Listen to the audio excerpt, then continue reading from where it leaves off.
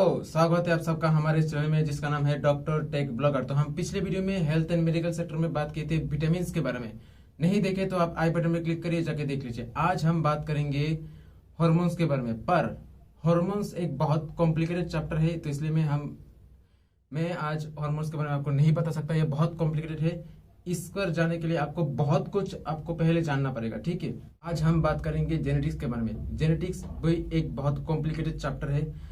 इसमें आपको कैसे समझाए, ऐसे समझे कि मेरे दादाजी, उनका जो क्वालिटी था, जो गुण था, जो भी था, बाल कम था, जो बीमारी था, जो अच्छाई था, जो बुराई था, सब कुछ मेरे पापा में है।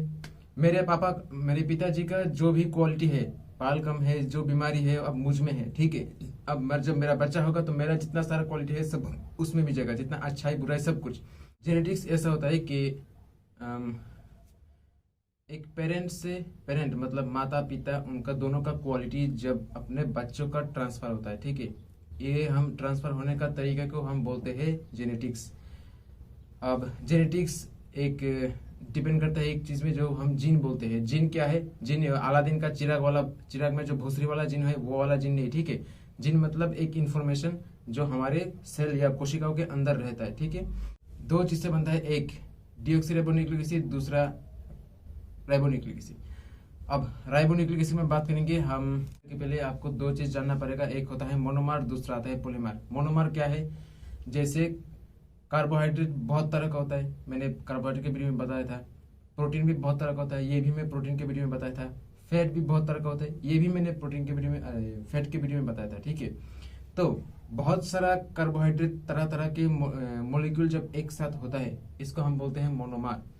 वैसे ही जब प्रोटीन का तरह तरह के प्रोटीन एक साथ इकट्ठा होता है, इसको हम बोलते हैं मोनोमर, प्रोटीन का मोनोमर। तो फैट का भी सेम है। तो अब बात आता है इसमें, जब एक कार्बोहाइड्रेट का मोनोमर, प्रोटीन का भी बहुत सारा मोनोमर इकट्ठा हो गया। अब जब एक इकट्ठा होके एक लंबा वाला चेन बनाता है, इसको हम बोलते हैं पॉलीमर। बहुत लंबा होता है, ठीक है। इसमें कार्बोहाइड्रेट, प्रोटीन, फैट सबका मोनोमर इकट्ठा, एक चेन मतलब चेन एक के बाद एक बनते बनते बड़ा हो गया, इसको हम बोलते हैं पॉलीमर। तो बहुत सारा मोनोमर का चेन बन के होता है पॉलीमर। राइबोन्यूक्लिक एसिड, इसमें क्या क्या होता है? एक राइबो मतलब राइबोज शुगर, 5 कार्बन वाला जो शुगर होता है, ठीक है, कार्बोहाइड्रेट। फिर आते हैं न्यूक्लिक एसिड, दो तरह का होता है, एक purine base, pyrimidine base. Purine base में क्या होता है? एक आता है एडेनिन, गुआनिन। पिरिमिडिन बेस में क्या क्या होता है? साइटोसिल, यूरासिल और थायमिन, ठीक है। अब एडेनिन दिखने में कुछ ऐसा होता है, साइटोसिन दिखने में कुछ ऐसा होता है, गुआनिन, यूरासिल, ये सब दिखने में कुछ ऐसा ऐसा होता है, ठीक है। राइबोन्यूक्लिक एसिड, एसिड ग्रुप में आता है फॉस्फोरिक एसिड, ठीक है।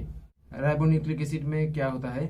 2 हाइड्रोक्सिल ग्रुप होता है, ठीक है। 2 हाइड्रोक्सिल ग्रुप याद रखिए, OH डबल होता है, और एक फॉस्फोरिक एसिड होता है बेस में। अब जो हाइड्रोजन के साथ बेस लिखा हुआ है, बेस में कुछ भी लग सकता है, या पिरिमिडिन या प्यूरिन, ठीक है। प्यूरिन, पिरिमिडिन कुछ भी लग सकता है। अब आरएनए दिखने में कुछ ऐसा होता है कि ये जो गोल गोल चक्की चक्की दिख रहे हैं ना, हल्का हल्का हरा जैसा, ये सब फॉस्फोरिक एसिड ग्रुप है।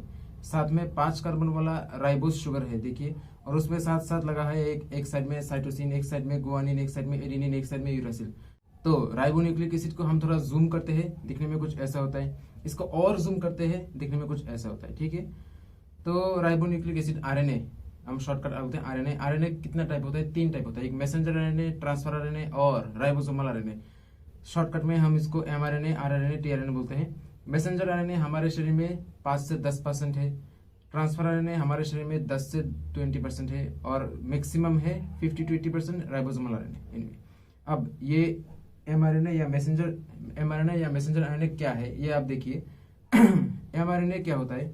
जब न्यूक्लिक एसिड, न्यूक्लियस, ठीक है, एक कोशिका के अंदर न्यूक्लियस के अंदर बनता है ये एमआरएनए, ठीक है। कैसे बनता है? ये डीएनए से बनता है। डीएनए से कैसे बनता है ये हम बाद में बताएंगे। तो एमआरएनए जब बनता है, एमआरएनए दिखने में कुछ ऐसा होता है। ये क्या करता है? ये मैसेंजर आरएनए क्या करता है? ये मैसेंजर तो मैसेज कैरी करता है। मैसेज क्या है? ये जेनेटिक इन्फॉर्मेशन मैसेज, ये मैसेज के बारे में कैरी करता है। क्या कैरी करता है? प्रोटीन सिंथेसिस के में कैरी करता है। क्या करता है? कैसे समझाऊं, ये बहुत कॉम्प्लिकेटेड है। जैसे कि मानो कि मैं एक मेरा एक पोल्ट्री फार्म है, ठीक है। एक अंडा है, अंडा टूट गया, एक मुर्गी का बच्चा हुआ। ये मुर्गी का बच्चा बड़ा हो रहा है, ठीक है। तो ये बड़ा होके अब मैं किचन में लेके आया, काट के खा लिया। तो ऐसे ही होता है जब न्यूक्लियस में mRNA मैसेंजर आरएनए बनता है।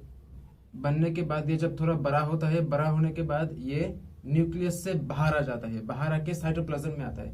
साइटोप्लाज्म में जो राइबोसोम होता है, ये राइबोसोम के अंदर घुस जाता है, घुस के प्रोटीन सिंथेसिस में काम करता है।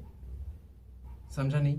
मैंने जैसे बोला था, जो मेरा पोल्ट्री फार्म है, पोल्ट्री फार्म में अंडा थे, अंडा से मुर्गा बाहर आया, ठीक है। ये बड़ा हुआ, बड़ा होने के बाद ये साइटोप्लाज्म, मतलब मैं उसको फार्म से बाहर कर लिया, साइटोप्लाज्म में ला लिया, मतलब मेरा किचन में ला लिया।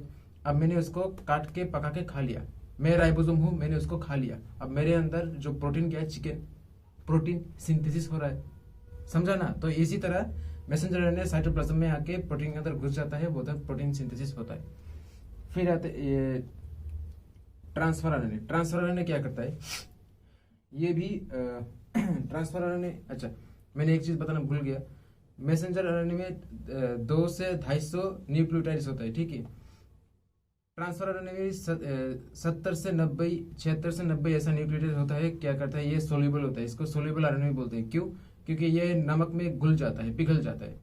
मैसेंजर आरएनए इसको लंबा करता है, ठीक है। लंबा करने के साथ साथ इसके हर एक चेन में क्या क्या लगाना पड़ता है, किस साइड में कौन सा एमाइनो एसिड, मतलब प्रोटीन का सबसे बेसिक यूनिट, कौन से जगह में कौन सा एमाइनो एसिड लगाना चाहिए, ये ट्रांसफर आरएनए डिसाइड करता है। ये मैसेंजर आरएनए को थोरोली चेक करता है, ठीक ठाक है क्या।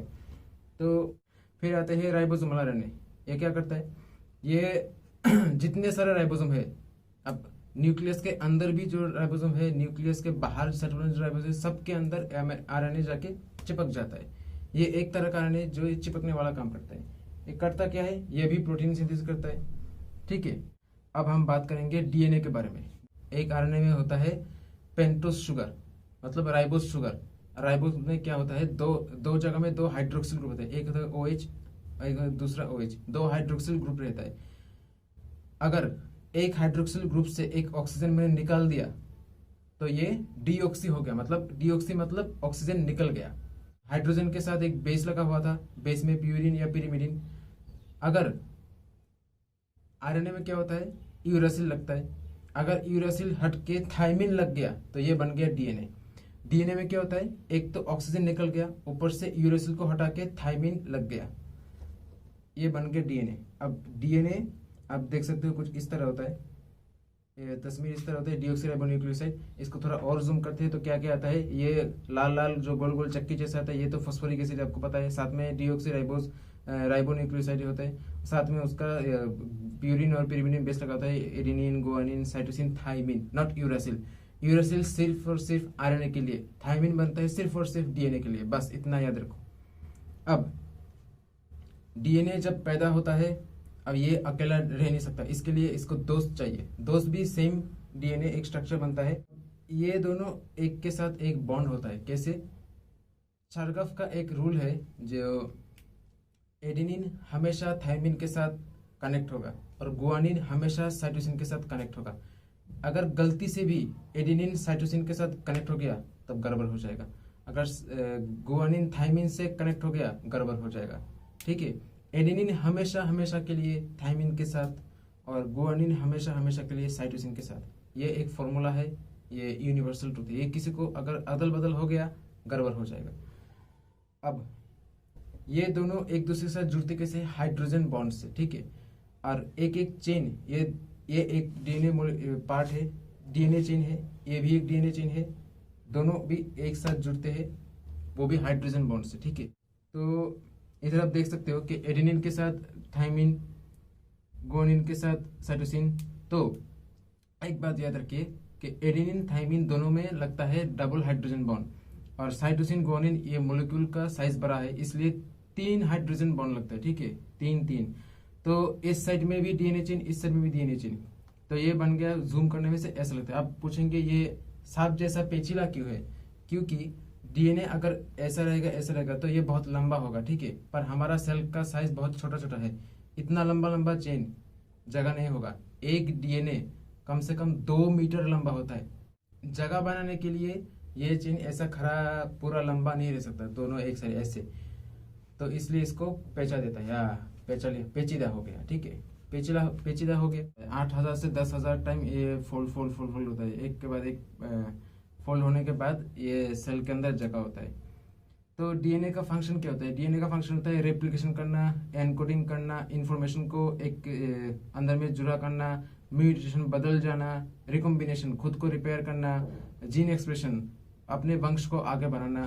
तो इसका जो जितना सारा काम है और ये डीएनए कैसे बनता है, ये सब कुछ मैं अगले वीडियो में बात करूंगा, ठीक है। तब तक के लिए बाय।